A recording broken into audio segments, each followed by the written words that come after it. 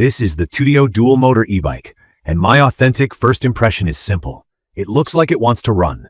Big frame, big tires, dual motors, and a stance that says, point me at a long road or a gravel path and hang on. I've been riding it for a bit now, and I'll keep this honest, straight to the point, and practical for anyone curious about living with a powerful fat tire e-bike like this. Key features that hit me right away: dual hub motors with a claimed 5,000 watt peak combined, an all-wheel drive toggle on the bars, a 52-volt removable battery, hydraulic disc brakes, full suspension, and 26x4 fat tires. On paper, the torque number is 210 Nm, and the claimed top speed is 40 to 46 miles per hour. In my opinion, that spec sheet sets expectations correctly for acceleration and sheer shove. From my experience, the real wow factor here is how quickly it surges from a stop in dual motor mode. Throttle response is immediate, and if you're not centered over the bike, it can surprise you. I weigh about average for an adult male, and I saw an indicated 41 to 44 miles per hour on flat pavement with no wind. My GPS showed a couple mph lower than the screen, which is common on a lot of e-bikes. Either way, it's fast enough that I respected it from minute one. Let me talk about the battery because there's a detail buyers should know. The listing materials sometimes say 52 volts 25 hour, and other places mention 1560 watt hours, which usually means 52 volts 30 hour. My unit's pack label reads 52 volts 25 hour, and my range lined up with that capacity. If you're planning a purchase, I'd confirm with the seller which battery you're getting. It matters. Range is the number most people ask me about. Throttle only, riding like a hooligan in dual motor mode, I got around 23 to 33 miles before the power fell off.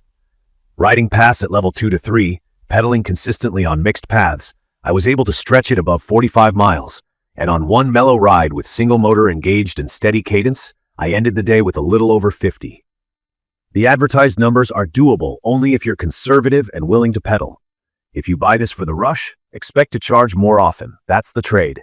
Power eats electrons. The ride feel is where this bike earns its keep. Stability is excellent. Those 26x4 tires and the long wheelbase make high-speed cruising feel calm. The full suspension does its job for rough pavement, potholes, curb cuts, and dirt paths. The front fork is adjustable and lockable. The rear shock on mine feels on the firm side. It's fine for street and gravel, but on rooty, technical single track, it felt harsh and heavy. I'd call this a power cruiser more than a true mountain bike. It loves fire roads, long stretches of asphalt, snowy lanes, sandy sections, and big open paths where you can let it run.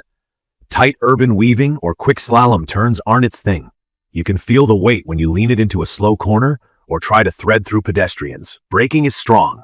The hydraulic discs bedded in after a couple rides, and once they did, the feel at the lever was consistent with no fade on long downhill runs. I had to align one caliper out of the box to get rid of a light rotor rub. Basic stuff. If you're new to e-bikes, bed in means doing a few controlled stops to transfer a thin layer of pad material to the rotor so you get the best power and less squeal. Worth the 5 minutes. Climbing is where dual motors make sense. On steep neighborhood hills, gravel climbs, and loose surfaces, traction is noticeably better than any single hub bike I've owned. You kick in both motors, and it just digs in. I still shift the 7-speed drivetrain to keep a comfortable cadence, but the motors do the heavy lifting. At slower speeds on steep grades, the front motor can hunt for grip if you're on loose rock, so I shift my weight slightly forward and keep the bars steady. On heat management, the controller is marketed as high-temp resistant. I hammered it with some hill repeats and back-to-back sprints on a warm day, and I didn't trigger a cutout. The controller housing was warm to the touch, but not alarming. That's encouraging. For folks who ride hard in hot climates, it's still smart to give the system a minute to breathe after long, full-power runs. Ergonomics matter a lot here. This bike is big and heavy. Lifting it onto a hitch rack or carrying it upstairs is a chore. It's not an apartment-friendly bike in my opinion. Standover height and seat height run tall. I'm around 5'10", and I drop the saddle to feel comfortable stepping off at stoplights. Taller riders will feel right at home. Shorter riders might want to try the 24-inch version, or at least sit on a 26 before committing. Max rated load on the listing is 264 pounds, and the frame feels solid. The rear rack is sturdy enough for a bag. Mine came with a rear bag option that's handy, though I added a bit of foam under the straps to stop a rattle on rough pavement. Assembly was straightforward. It arrived mostly pre-built. I installed the front wheel, bars, pedals, adjusted the front brake, and checked bolts with a torque wrench. The included tools will get you there, but I always prefer my own. The printed instructions are generic, but there are video guides that help. Plan for 30 to 60 minutes if you've done bikes before. A little longer if this is your first. From my experience, go over every bolt, true the rotor if needed, and check spoke tension after the first couple rides. It's a powerful bike. You want everything snug. The controls are simple. Thumb throttle on the right, PS up to 5 levels, and a handlebar switch to choose single or dual motor. I use single motor for easy neighborhood loops and dual motor for fun or hills. Cruise control is there if you like steady speed on a flat path.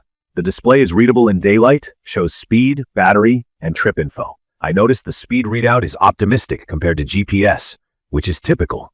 Just know that 40 on the screen might be 37 to 38 by satellite.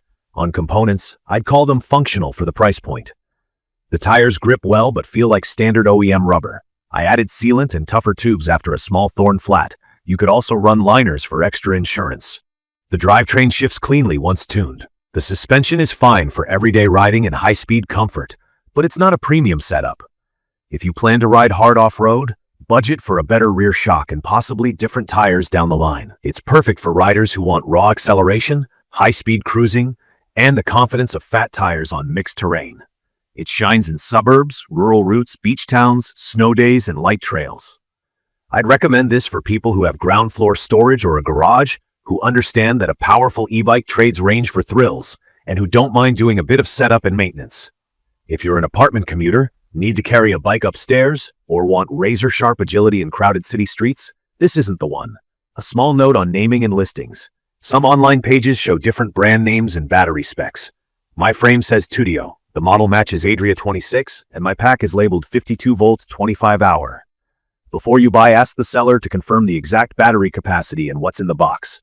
It's a quick message that can save confusion.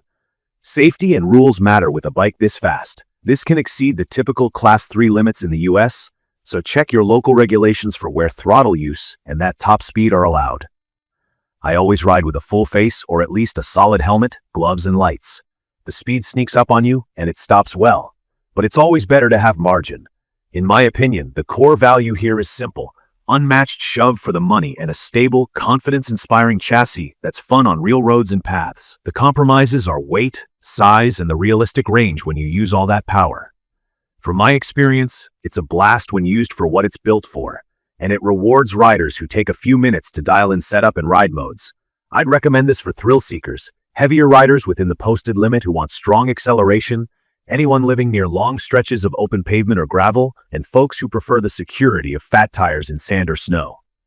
If your priority is effortless portability, featherweight handling, or hitting 60-90 miles at high speeds, this won't fit. In conclusion, the TUTTIO Dual Motor Ebike delivers exactly what its stance promises: serious speed, big torque, and a planted ride that feels composed when you're moving fast. It demands respect, rewards smooth inputs, and turns everyday errands into mini adventures. Just go in with clear expectations about weight and range, confirm the battery spec, and you'll have a grin every time you hit that dual motor switch. If you found this video helpful, please subscribe, drop your questions or your own range numbers in the comments, and I'll follow up with long-term notes and any upgrades I try. Thank you for watching.